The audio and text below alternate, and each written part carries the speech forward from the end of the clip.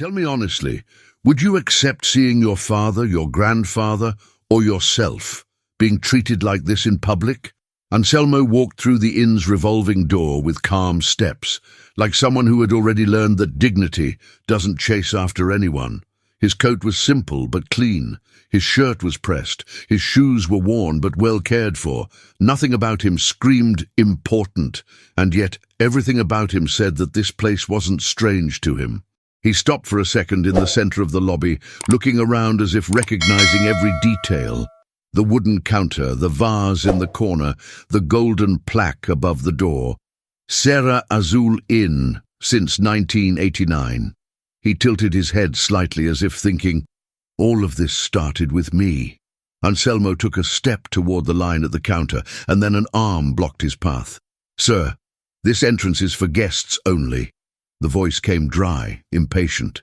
The doorman, with an impeccable uniform and the posture of someone who likes to give orders, looked Anselmo up and down and lingered longer than he should have on the worn shoes. The guest entrance is on the side. Anselmo frowned without losing his calm. I'm going in now. The doorman let out a short laugh. Are you lost, sir? Some people in line began to look. A couple whispered. A woman at the counter pretended not to see. A man took his phone out of his pocket, pretending. Anselmo pointed to the golden plaque. This is my inn.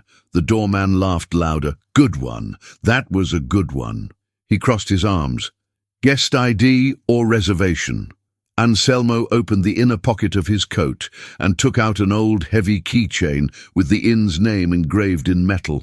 A master key. He held it out. I don't need a reservation to come in here.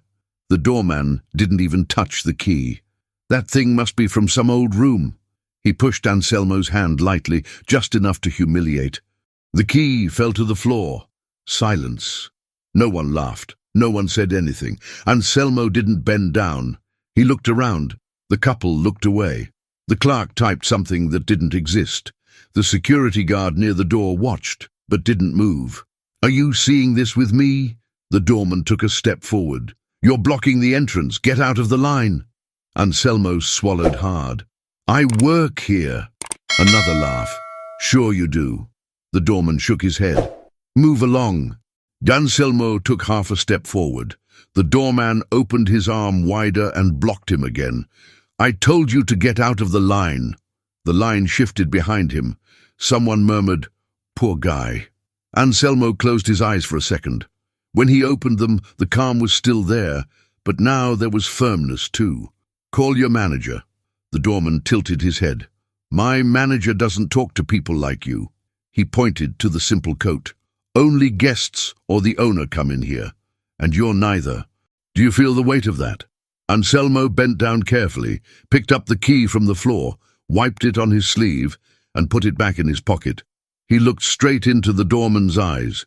You're making a mistake. The doorman laughed. A mistake is letting scammers in here. He looked toward the counter. Carla, call security. A second employee appeared. Tired expression, suspicious look. What's going on? This man is pretending to be the owner of the inn. He wants to come in without a reservation. Carla looked at Anselmo, then the cane, then the simple coat. Sir, please don't cause trouble. Anselmo kept his posture. I just want to go in. The doorman crossed his arms. He's trying to pull a scam. The security guard approached, closed face.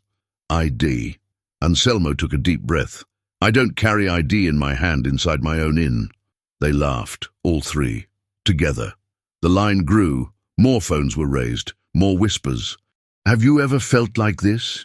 In the middle of a place full of people and completely alone? Anselmo spoke low, firm. Call the manager. The doorman rolled his eyes. The manager doesn't talk to people without reservations. Anselmo didn't move. Call the manager. The doorman stepped closer, invaded his space. Last chance. Get out of here now. Anselmo didn't step back. You're going to regret this. The doorman smiled, convinced. Who are you going to call? Anselmo looked at the security camera above the door, then at the golden plaque, then at the entire line. You're all seeing this." No one answered. He took his phone out of his pocket, dialed, and put it to his ear. "You can come up now." He hung up, put the phone away, stood still. The doorman let out a short laugh. "More theatre?" He crossed his arms. "No one's going to show up." Anselmo stared at him in silence. "Would you accept this with your father, with your grandfather, with yourself a few years from now?" The lobby grew tense. Time passed. The doorman looked at his watch. "See? No one's coming." He pointed to the exit. "Now leave peacefully." Anselmo didn't move. "Wait a little longer." The doorman shook his head, confident, thinking he had won, thinking he had humiliated him, thinking he had won, and the employees still thought he had won. "If this were happening to someone in your family, would you stay silent, or would you do something? Comment below what you would do in this situation. Tell me something. If this were happening to you right now, in public, would anyone be on your side?" Anselmo was still standing in front of the revolving door when the doorman finally lost his patience. No more talking. He pushed Anselmo's chest. It wasn't a hard push. It was the kind of push meant only to humiliate. Anselmo took 2 steps back. The revolving door spun and closed between him and the lobby, as if saying, "You don't belong here." The doorman pointed outside. "That's enough. Get out of here now." Anselmo straightened slowly, adjusted his coat, took a deep breath. "You don't have that right." The doorman laughed, raised his voice on purpose. "This man is trying to scam us." Some people in line turned around. A man stopped with his suitcase in the middle of the way. A woman crossed her arms. A young man raised his phone. "Recording," Anselmo noticed, but didn't react. He stood taller, firmer, more contained. Do you know that look? The look of someone who has swallowed too much in life and isn't going to swallow this one. A second employee came out from behind the counter. Hair tied back, tired expression, suspicious look. "What's going on here?" The doorman answered first. "This man is pretending to be the owner of the inn. He wants to come in without a reservation." She looked at Anselmo. Then the cane. Then the simple coat. "Sir, please don't cause trouble." Anselmo spoke low. "I just want to go in." The doorman crossed his arms. "He's trying to pull a scam."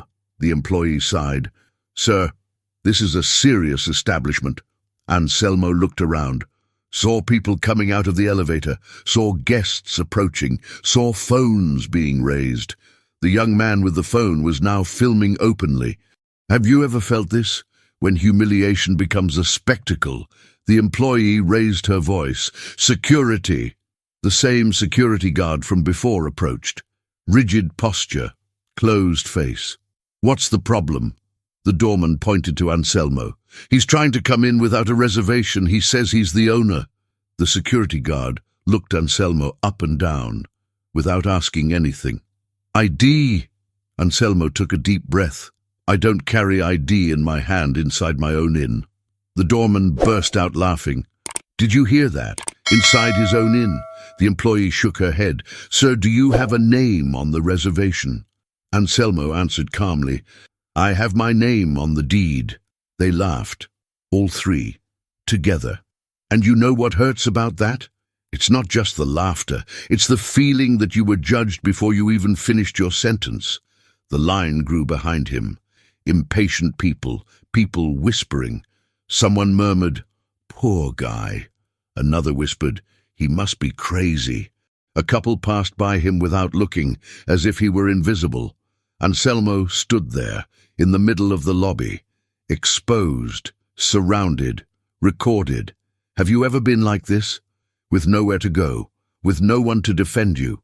The doorman stepped closer, invaded his space. "Last time, get out of here now."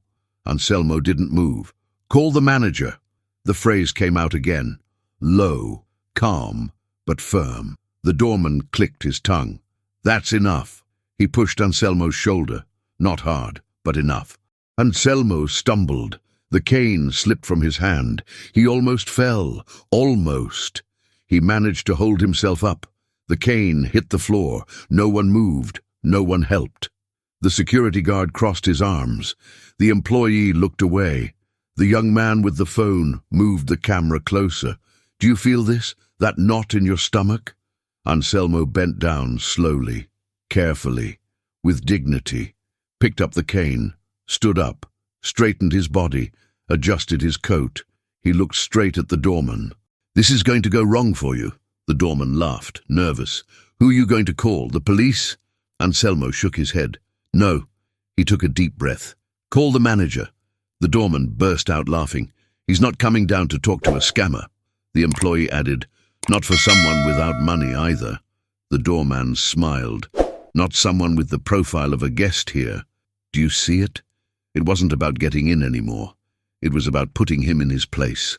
Anselmo looked around, looked at the camera, looked at the line. "You're all seeing this." No one answered. "Would you do something, or would you stay silent too?" The doorman pointed outside. "Now get out." Anselmo didn't move. "Wait a little longer." The doorman smiled, convinced. "No one's coming." The lobby grew tense. The line grew longer. More people filming, more people whispering. Anselmo stood there, alone, surrounded, humiliated. And that's when he took something out of his pocket.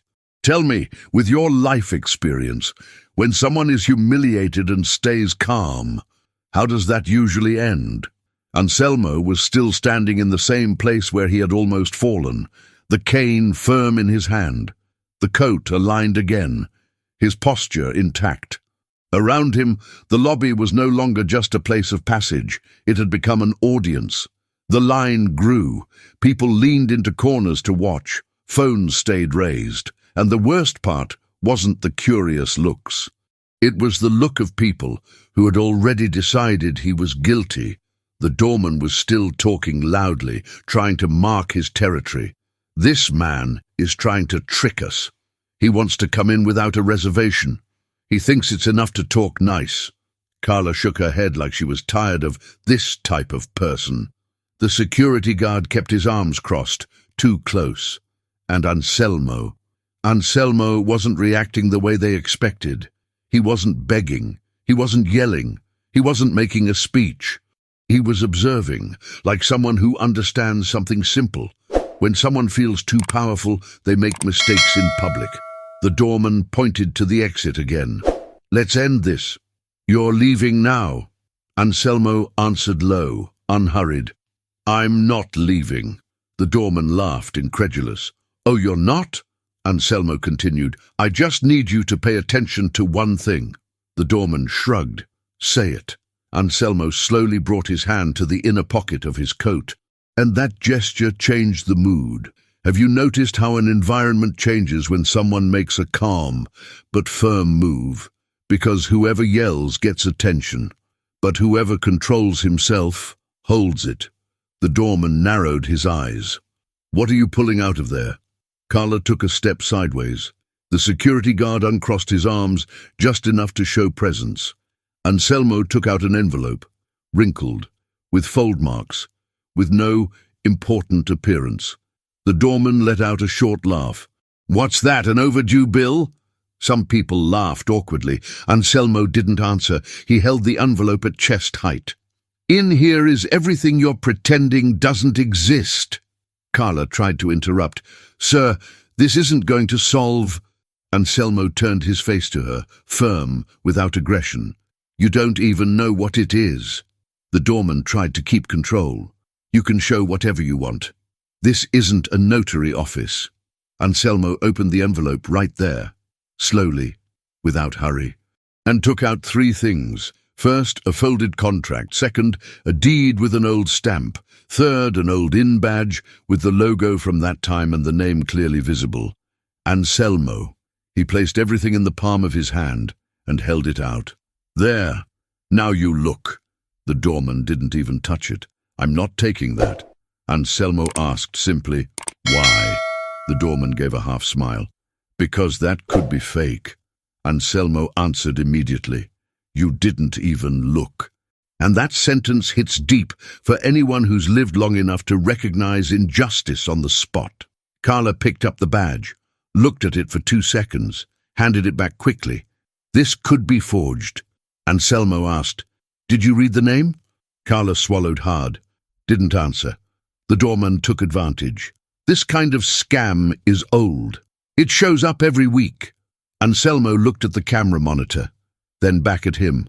"Then you should already know how to handle it better." The doorman got irritated. "Better is sending you away." He tried to yank the envelope out of Anselmo's hand. Anselmo held it firm, not to fight, to not allow more disrespect. The entire lobby watched, because when someone loses control, the mask falls. The doorman pulled harder, managed to grab the envelope, and made the mistake only someone who thinks nothing will happen makes. He tore it. In front of everyone, tore it like someone trying to erase the situation. Carla's eyes widened for a second. The security guard didn't move. The young man with the phone moved the camera closer. The doorman threw the torn pieces of the envelope on the floor, picked up the deed, glanced at it without reading. "This proves nothing," and threw it on the floor too. The contract fell beside it. The badge slid and stopped near the cane. Heavy silence. The doorman even gave the deed a light kick, like it was trash, like Anselmo's name on that paper meant nothing. And the worst part, no one said enough, no one bent down, no one defended him, because most people only act when it's safe to act. Anselmo stood still, looked at the papers on the floor, saw the badge with his own name, saw the stamp, saw the signature, saw everything that could end it right there. But he didn't bend down, not out of empty pride, out of dignity. He wasn't going to pick up from the floor something they had thrown as if he were nothing. The doorman opened his arms. "There, now the show's over," pointed to the exit. "Go." Anselmo raised his gaze, calm, and spoke low, precise. "You've already messed up." The doorman tried to laugh, but the laugh came out smaller. Carla looked away. The security guard shifted his weight. Anselmo then looked at the elevator doors, not like someone waiting for help, like someone who knows, like someone who already pressed a button and understands that now it's just a matter of time. Have you ever lived this, when you don't need to argue anymore, because you know the truth is going to walk in? The doorman still tried to play tough. "No one's coming." Anselmo didn't answer, just kept his eyes on the door. The entire lobby started looking too, and in that moment no one noticed that by tearing that envelope in front of everyone, they had done something that couldn't be undone, and no one there realized how big the mistake was. Think about this now. How many times have you seen an injustice happen in public and everyone pretend they didn't see it? Anselmo was still standing in the same place, the pieces of the envelope on the floor, the deed tossed aside, the badge with his own name near the cane. The entire lobby too quiet, the doorman still breathing heavy like someone who had just won a fight. Carla adjusted her blouse. The security guard crossed his arms again, and Anselmo raised his gaze, not at them. Up at the security camera above the revolving door, small, discreet, always there. Have you noticed how the truth usually sits in places no one pays attention to? Anselmo stared at that camera for a few seconds, without anger, without irony, with recognition, like someone seeing something he helped build. He took a deep breath and spoke, calm. "I had that camera installed." The doorman laughed. "Now he's a security tech too?" Some people laughed along. Carla shook her head, impatient. "Sir, please stop this." Anselmo didn't answer, kept looking at the camera, and the memory came. Years ago. The same lobby emptier, boxes leaning against the wall, smell of fresh paint, a technician on a ladder, and the old doorman, Jose, saying, "Everything here gets recorded, sir. Entry, exit, fights, arguments. No one ever beats the camera." Anselmo blinked slowly, came back to the present, and then said without raising his voice, "Show me the recording from now." The doorman let out a short laugh. "I'm not showing you anything." Carla crossed her arms. "You don't give orders here." The security guard stepped forward. "Let's end this." Anselmo raised his hand, not in threat, in boundary. "I just want to see what just happened." The doorman pointed at him. You're nobody here. And that sentence fell into the lobby like a weight. Have you ever heard something like that? When someone tries to erase you with a sentence? Anselmo answered right away. Are you sure about that? The doorman opened his arms. Absolutely.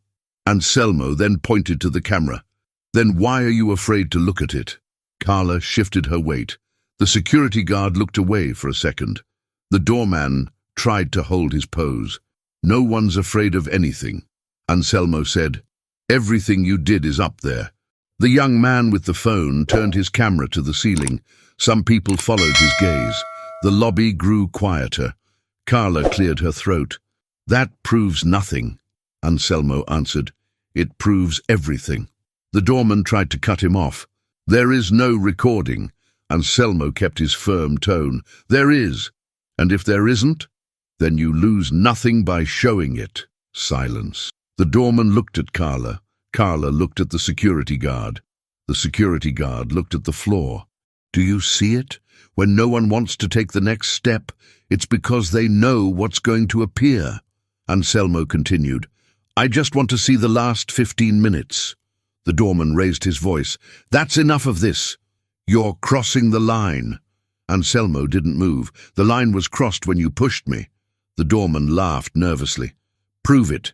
Anselmo pointed up again. It's there. Carla took a deep breath. Sir, this isn't going anywhere. Anselmo answered. It already did. The security guard changed position. Less firm, less confident. The doorman started talking too fast. This is private property. We decide who comes in. And the recording isn't for you. Anselmo tilted his head slightly. Are you afraid of what's going to show up? The doorman turned red. Afraid of you? Never. Anselmo answered. Then press play. Silence. The entire lobby waiting. No one moved. Because when the truth is one click away, even those who think they're strong hesitate. Carla rubbed her face. The security guard took half a step back. The doorman took a deep breath, but didn't go to the computer. Anselmo then said something that changed the mood. You don't need to show me anything. They looked at him, confused. It's already recorded. The doorman tried to laugh, but the laugh didn't come. So what? Anselmo answered. So you don't control this story anymore. Have you ever lived this? When you realize someone who humiliated you has already lost control of the situation? Anselmo looked at the elevator door, then back at the camera. The truth is already walking.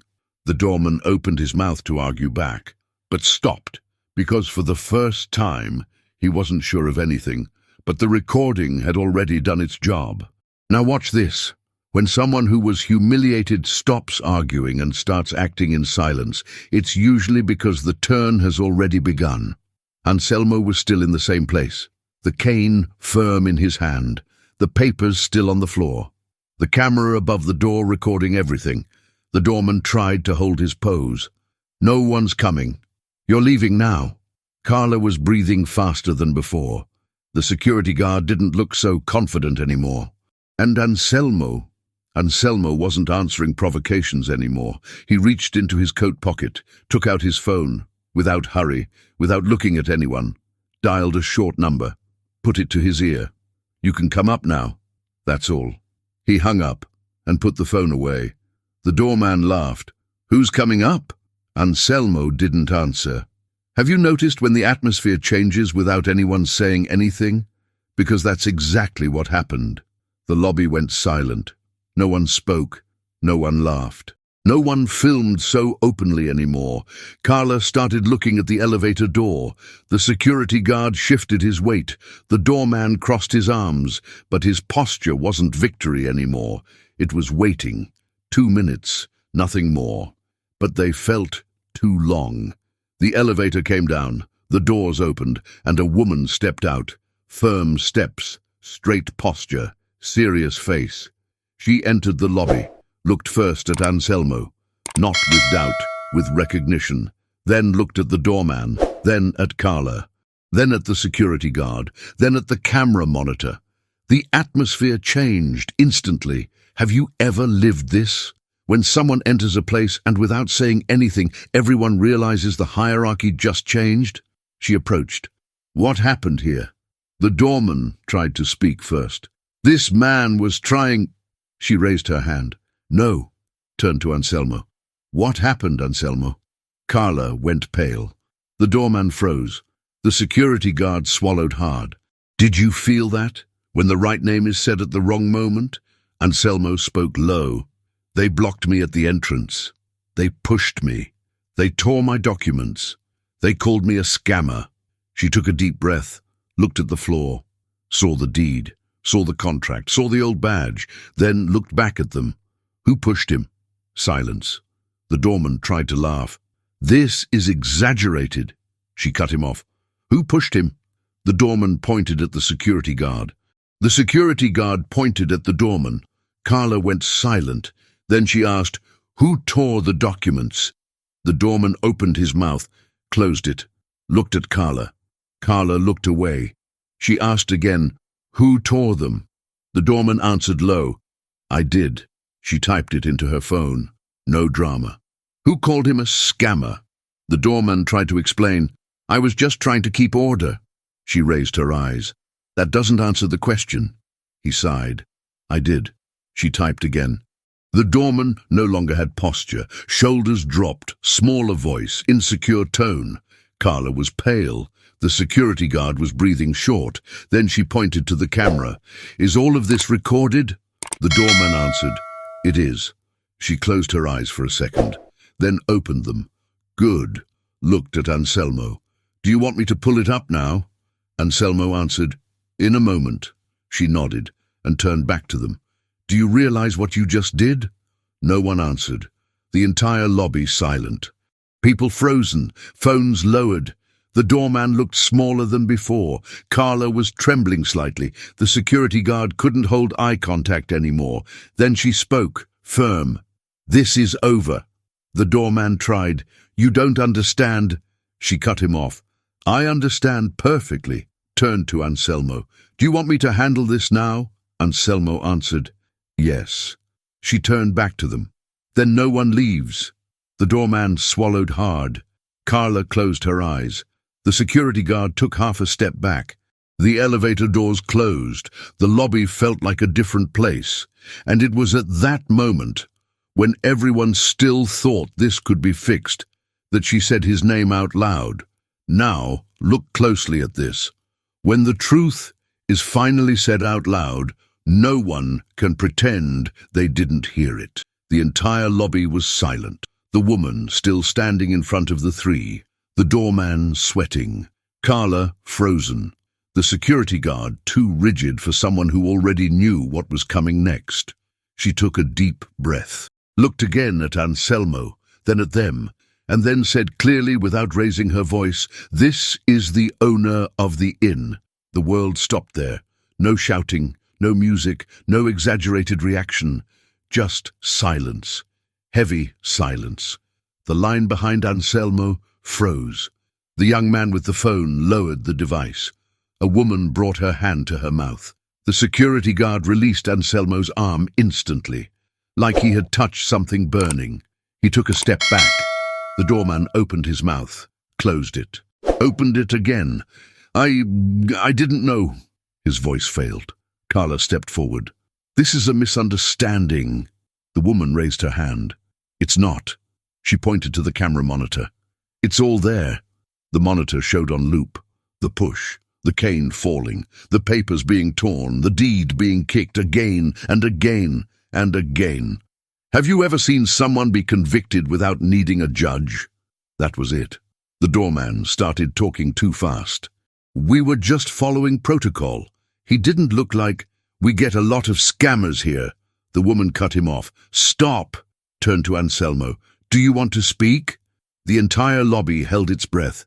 Anselmo took a step forward. Slowly, without hurry, without anger on his face, without taste for revenge.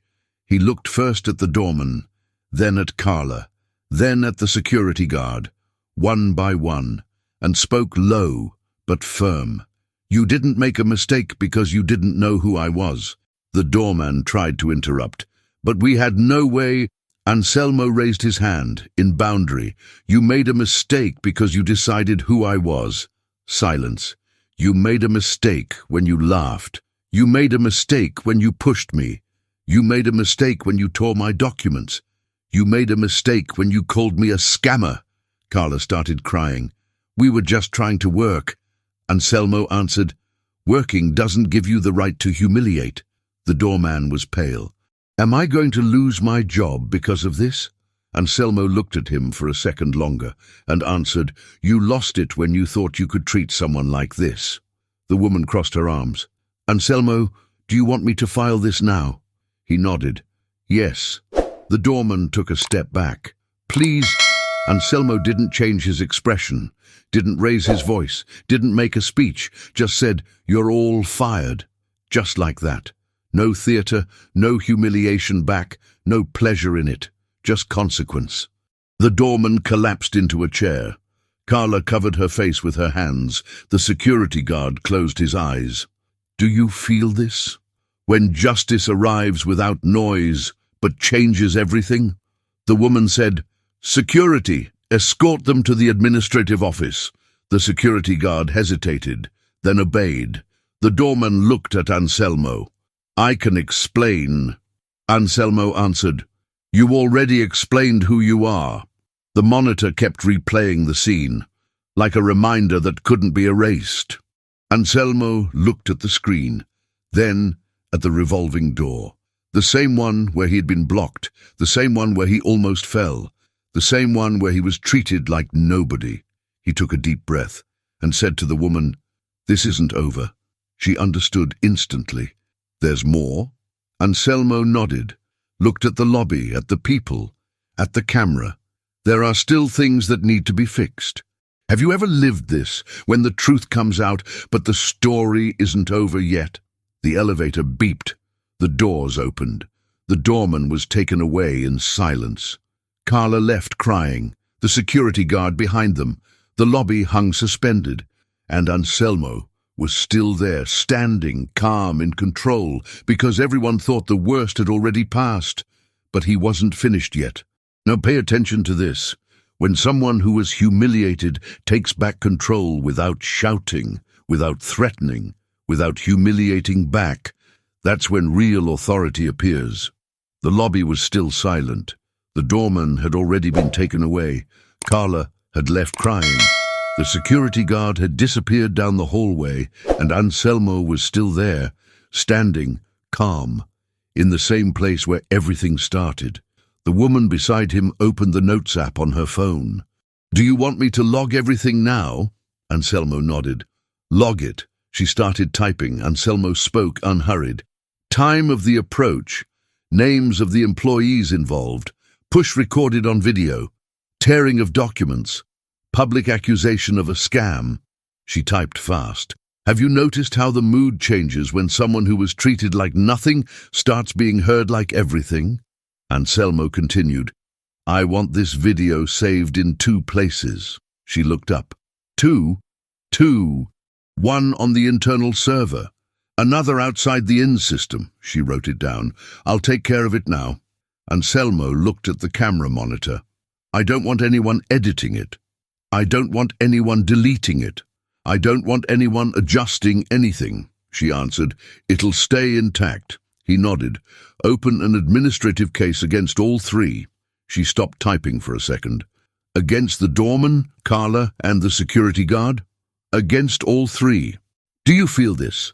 When justice stops being emotional and becomes structural. Anselmo continued. I want an immediate review of the service protocol. She asked, in what sense? No employee decides who enters here based on clothing. No employee pushes a guest. No employee accuses without proof. And no one laughs at a client anymore. She wrote everything down. The lobby no longer felt like the same place. The guests had put their phones away. The conversations had stopped. People were looking at Anselmo with a different look now. Not pity. Respect. Have you ever lived this? When the same room that ignored you starts listening to you? A front desk employee approached. Sir, do you need anything? Anselmo answered, I need you to call the general supervisor. The employee ran. Another employee came right after. "Can I help with anything?" Anselmo answered, "You can. I want all shifts to receive a notice today." About what?" "About how people should be treated in here." She wrote it down. Subject, dignity protocol. He looked at her. "Exactly. Do you see it?" He wasn't taking revenge. He was correcting the system. The woman put her phone away. Everything logged. Anselmo took a deep breath, looked at the revolving door. The same one where he had been blocked. The same one where he had been pushed. The same one where he had been called a scammer. Now no one dared raise their voice there anymore. A man in a suit came out of the elevator, came in a hurry. "Mr. Anselmo?" "Yes, I'm the general manager. I was just informed." Anselmo answered, "Then now you are too." The manager nodded. "What do you need?" Anselmo said, "I need this to never happen here again." "It won't happen. I need you to personally supervise this review." "I will. I need you to sign the administrative case today." "I'll sign it." "I need you to be here tomorrow morning." "I will be." The manager took a deep breath. "I'm very sorry about what happened." Anselmo answered, "I am too." Silence. The manager left. The lobby felt like a different place, lower, more respectful, more contained. Anselmo stood still for a few seconds, like someone closing one phase and starting another. He looked at the woman beside him. "There's still more," she answered. "I figured." Anselmo looked around, at the people, at the camera, at the monitor. Institutional justice started now. Have you ever felt this? When a story becomes bigger than the case itself? Anselmo took a deep breath. "But there's still one thing missing." The woman asked, "What?" He answered, "Human justice." She understood instantly, and the entire lobby did too, because everyone thought it was already over. But human justice was still missing. Now, think about this. How many good people have you seen get punished just for doing the right thing? The lobby was still quiet. The mood was no longer chaos. It was correction. Anselmo was still in the same place, calm, standing, with the same posture of someone who doesn't need to raise his voice to be heard. The woman beside him closed the notes app. "Anything else, sir?" Anselmo nodded. "Yes." She waited. "I want you to call Jose." She frowned. "Jose?" "The former doorman." The name hung in the air like an old memory. Carla, who was still sitting on a bench further back, lifted her head immediately. "Jose?" Her voice came out thinner. Anselmo looked at her. "He was fired months ago." "Why?" Carla swallowed hard. "Because he defended a guest who was being treated badly." The entire lobby paid more attention.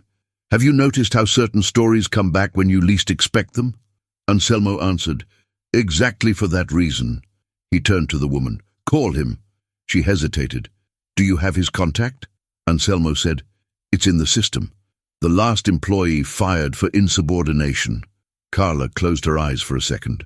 The woman dialed, put it on speaker, rang. It was answered. "Hello?"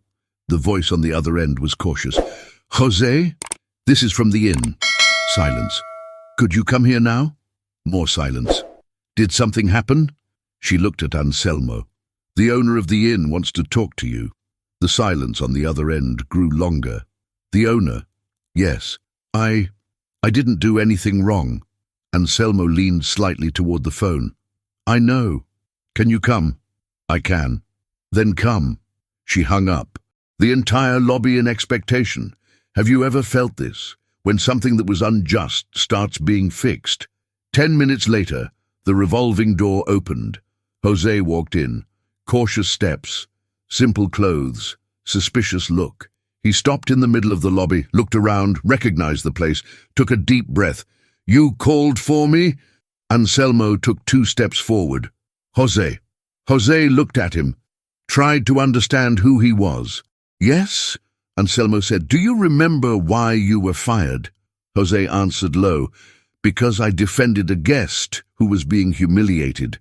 Anselmo nodded. "And do you regret it?" Jose shook his head. "No." The entire lobby silent. Anselmo then said, "You should never have been fired." Jose's eyes widened. "What do you mean?" Anselmo continued, "Here, we don't fire people for doing the right thing. We lose when we do that." Jose took a deep breath.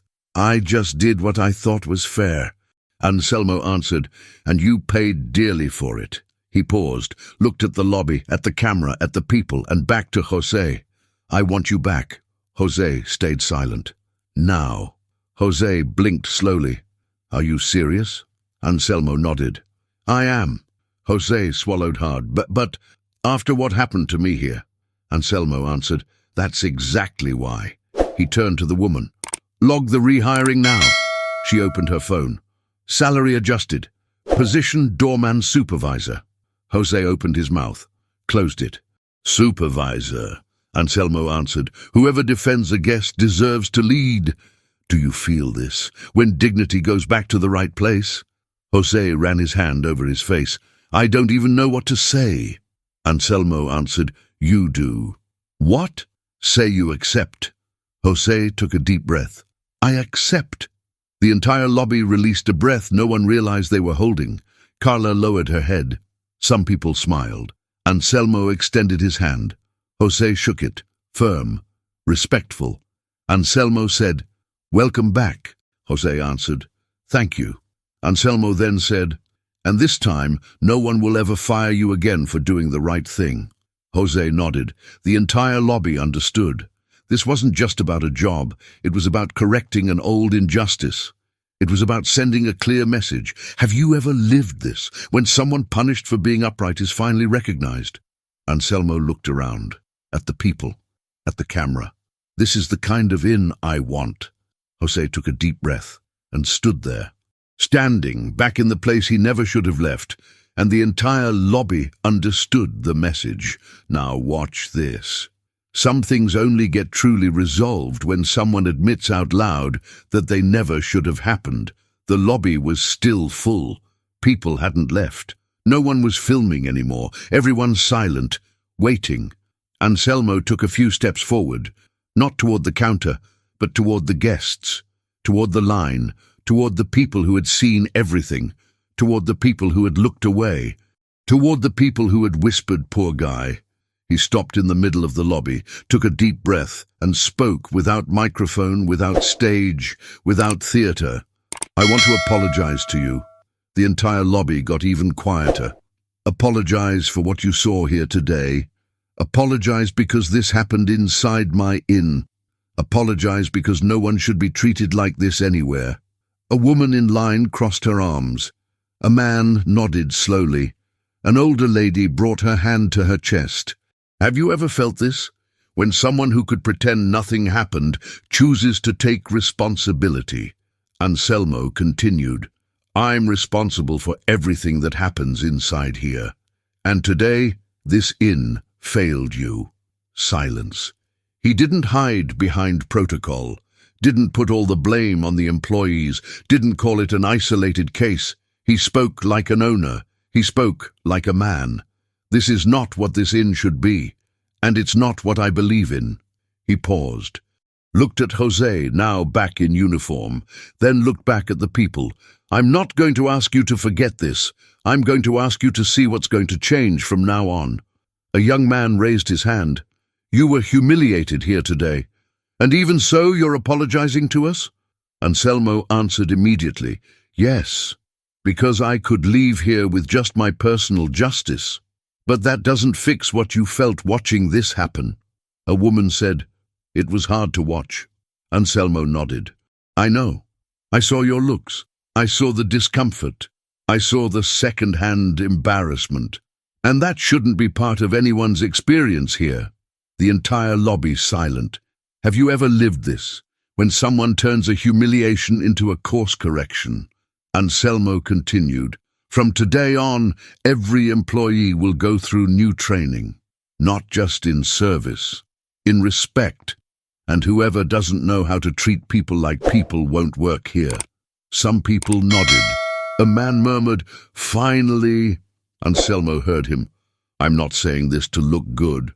I'm saying this because today it became clear the system here was wrong. He looked at the security camera, and that camera won't be used just to punish. It'll be used to protect guests, and employees too. Jose stepped forward. Sir, can I say something? Anselmo nodded. You can. Jose turned to the guests. I was fired from here because I defended a guest. Today I'm back because the owner decided to do the right thing. He took a deep breath. This changes everything. The entire lobby absorbing that. Anselmo spoke again. I can't erase what happened, but I can guarantee this won't be treated as normal, or as bad luck. He paused. If anyone here felt bad about what they saw, I'm sorry. An older lady said, You did the right thing now. Anselmo answered, Too late to prevent it, but still in time to fix it. Do you see it? This part wasn't about power. It was about responsibility. It was about closing a wound that wasn't only his. Anselmo took a deep breath. Thank you for staying. Thank you for seeing. And thank you for holding us accountable, even in silence. The lobby stayed quiet, but now it was a different silence, lighter, more human. Anselmo took a step back, looked at the revolving door, the same one where he had been blocked, then looked at the camera, then back at the people. This doesn't end today. This begins today. Have you ever felt this? When someone doesn't just win an injustice, but decides to fix the entire environment. Anselmo took another deep breath and spoke low. I still need to do one thing. The entire lobby paid attention again, because everyone thought the story had already closed, but he still wanted to close the cycle. Now pay attention to this, because this is the part where many people realize the story was never about power or money. The lobby was still silent.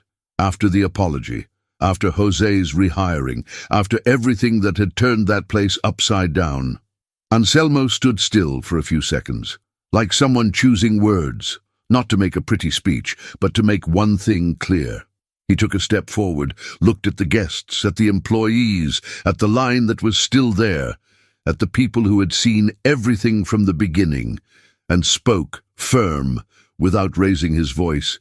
It's not about money. The entire lobby attentive. It's not about who can pay more. It's not about who has an important last name. It's not about who looks rich. He paused. It's about respect.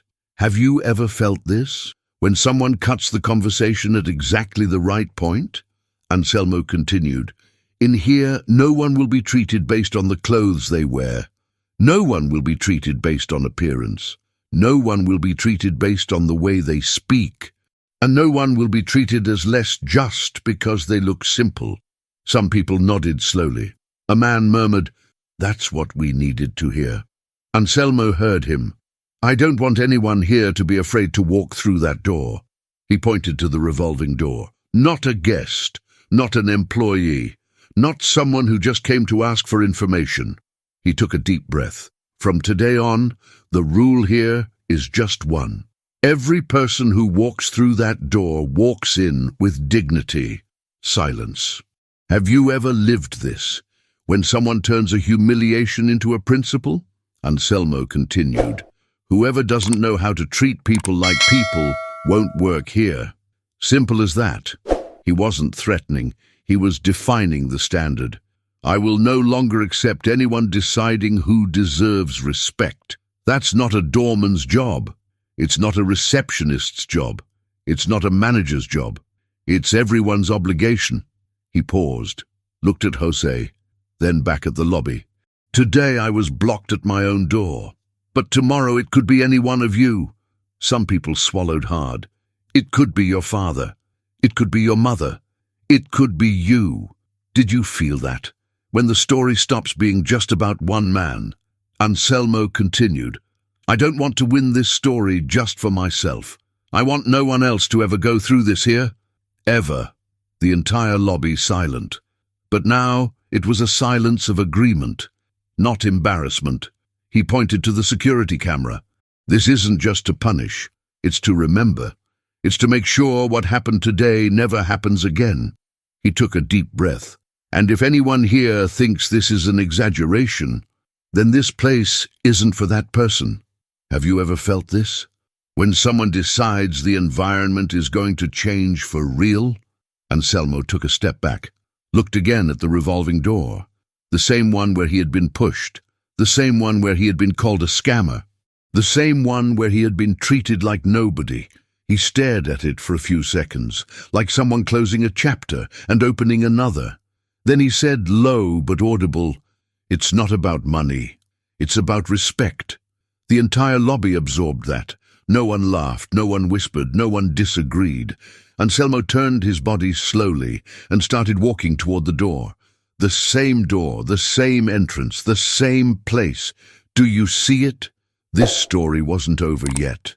Because the real turnaround isn't just being recognized, it's changing the meaning of the place where everything started. And it was then, when everyone thought they had already understood everything, that he went back to the door. There are moments when justice doesn't arrive with noise or applause. It arrives in silence, in the same place where everything went wrong. Anselmo walked slowly through the lobby, without hurry, without an audience, without a speech. The cane touching the floor in the same rhythm as before. People made space, not because someone ordered them to, but because everyone understood that moment belonged to him. He stopped exactly where everything started, in front of the revolving door.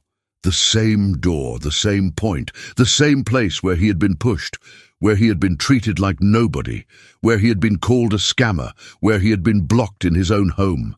The entire lobby silent. No one spoke, no one filmed, no one whispered. Have you ever felt this, when everyone understands something important is about to happen? Anselmo raised his gaze, not to the door, to the golden plaque above it, the inn's name, engraved there for decades, the same name he chose, the same name he signed on documents, the same name that had just been used against him.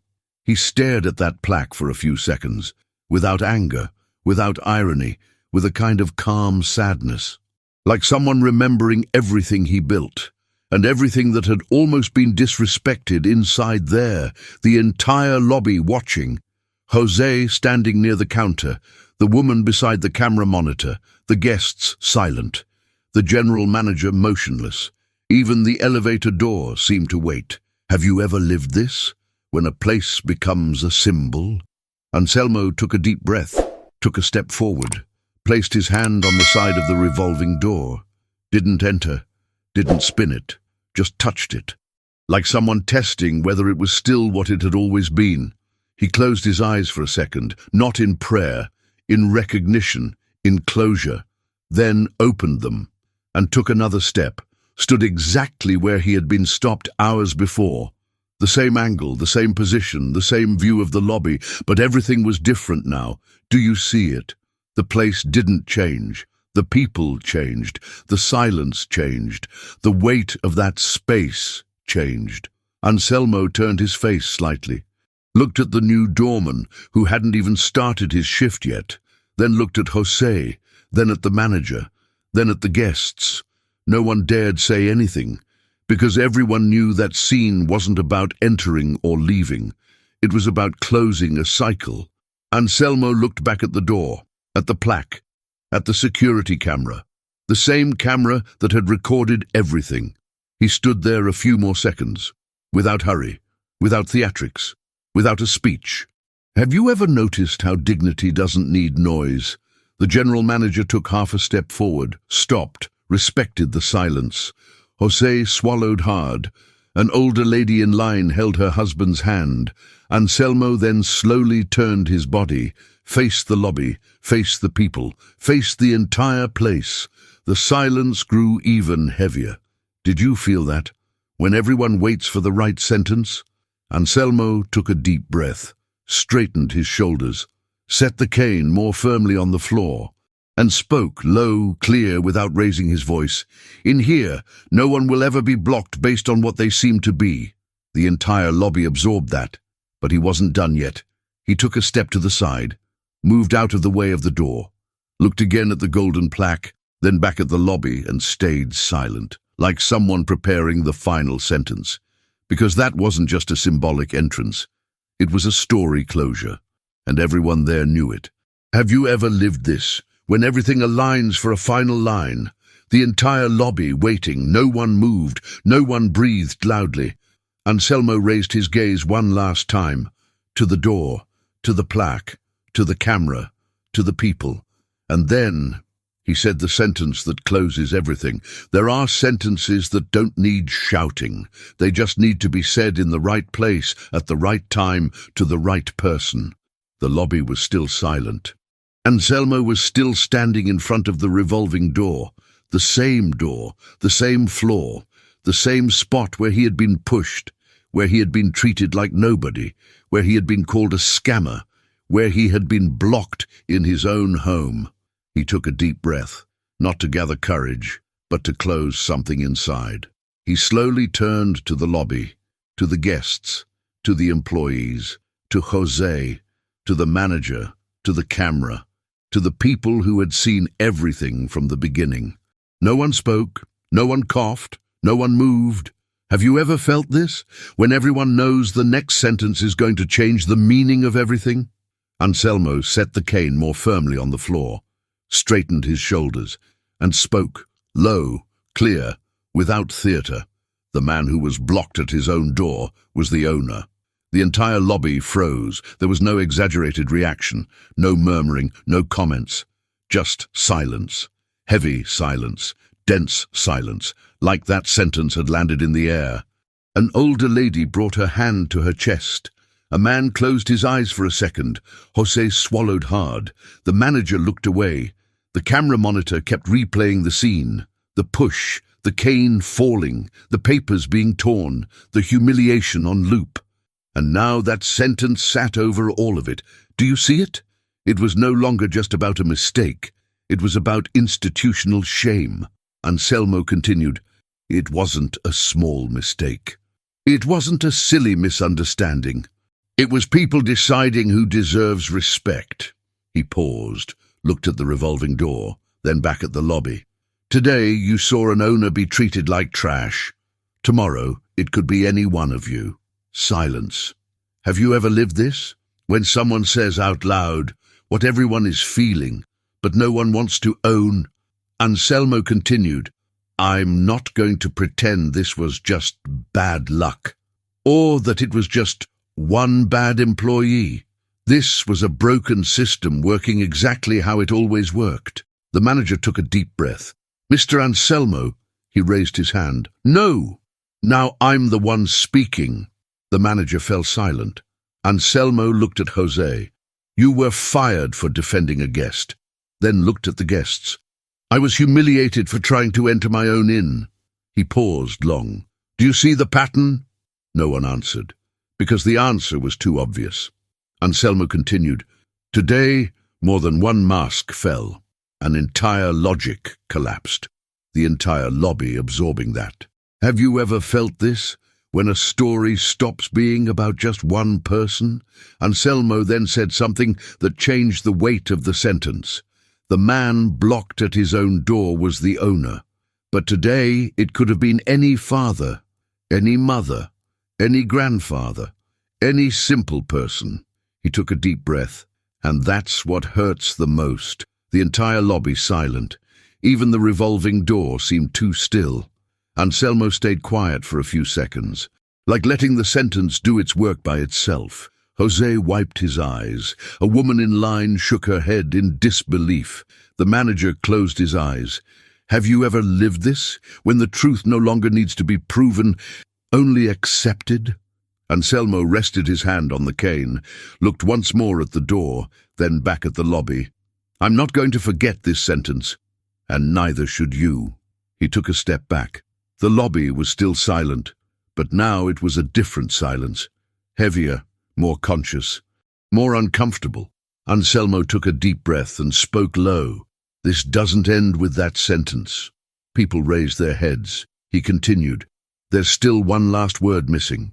The entire lobby understood the story wasn't over yet, because that sentence closed the past, but one last word was still missing. There are sentences that aren't meant to explain. They're meant to end. The lobby was still silent. After the sentence about the man blocked being the owner, after the weight it left in the air, after the embarrassment no one could hide anymore, Anselmo was still standing, the cane firm on the floor, the shoulders straight, the gaze calm.